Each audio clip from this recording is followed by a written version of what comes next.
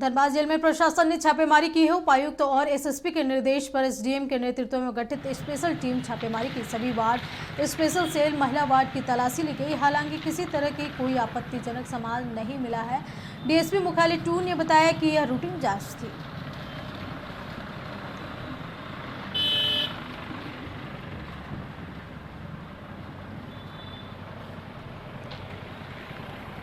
तो बता दें कि धनबाद में जेल प्रशासन ने छापेमारी की, जिसको लेकर सभी वार्ड की तलाशी ली गई।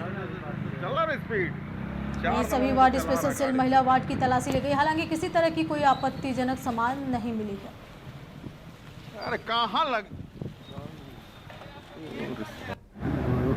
उपायुक्त महोदय और एसएसपी सर के द्वारा एक निर्देश मिला था कि जेल में रूटीन छापेमारी करने के लिए, तो इसी क्रम में एसडीओ के नेतृत्व में हम लोग सभी डीएसपी और सभी थाना की टीम, इंस्पेक्टर, पुलिस बल, मजिस्ट्रेट आदि के द्वारा एक विशेष टीम बना करके मंदिर नगर धनबाद पहुँच छापेमारी किया गया।